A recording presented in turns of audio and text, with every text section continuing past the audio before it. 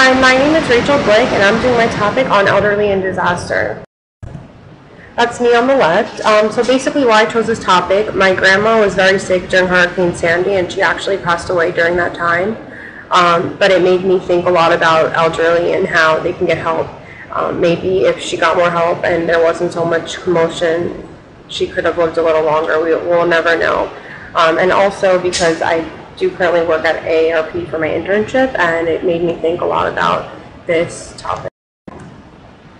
So, the government agency Centers for Disease Control and Prevention basically has a study that they do on talking about their disaster planning goal to protect vulnerable older adults, and so they give us some 2010 census. I thought it was really interesting to note that there's 10.9 million elderly 65 plus that live by themselves. That's a pretty big number.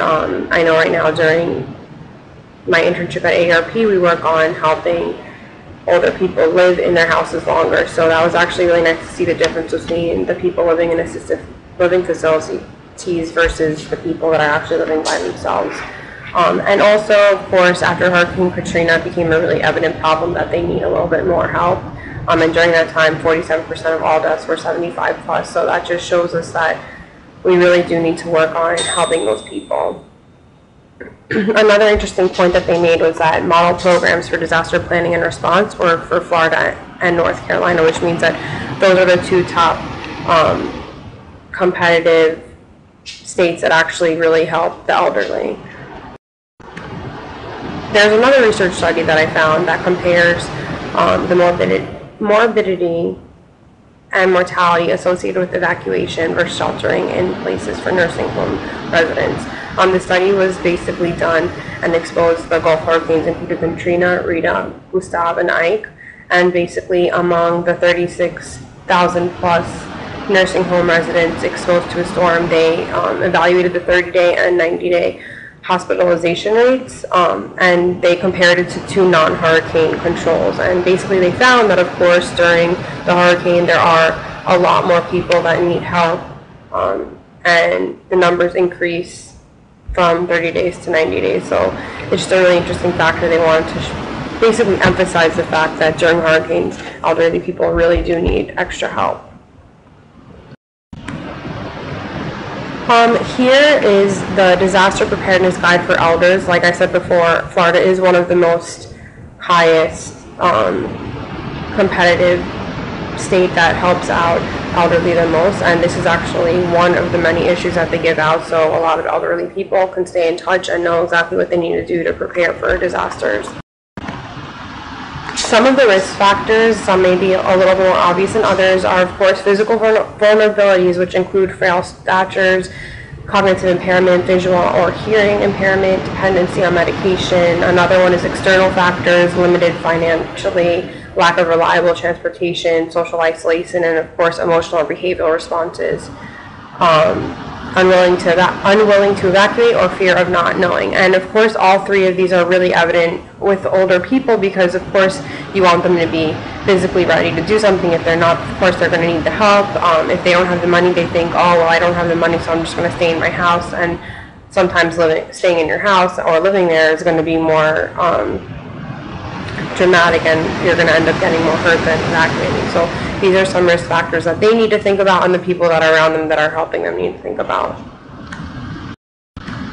Important precautions that can help elderly in disaster. According to Kate Anderson, who's a specialist for life and fire safety, she works for Disaster Management, which is a private organization that helps elderly people in disasters.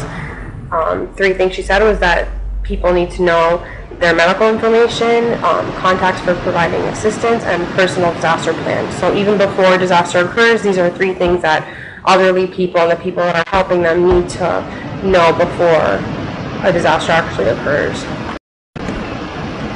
So Aging Wisely is another organization, and their mission is to enable every individual to live the most fulfilling life possible with the utmost dignity, focusing on their physical, mental, spiritual, family, and financial well-being. So here are some things you need to consider if you are elderly. Some of them were emergency shelters, pet shelters, or would they be comfortable sleeping on a cot? Is your friend who requires oxygen registered with a company? Do you know the details of how your client's assisted living deals with evacuation? And of course, do you feel your loved one would be safe remaining at home versus going somewhere else? So these are a lot of really important things to consider.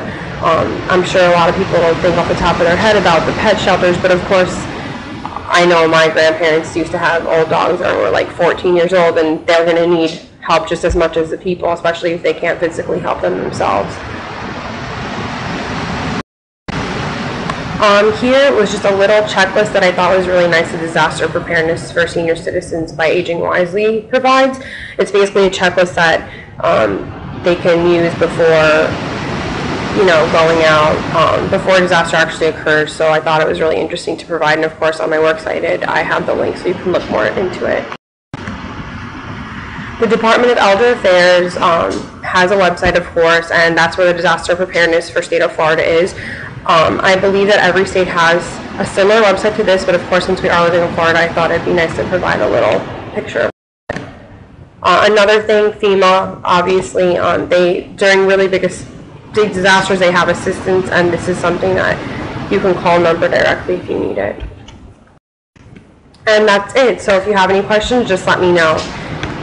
Here is my works cited, and if you have any questions or you want to get onto any of these, I will provide them in my feedback.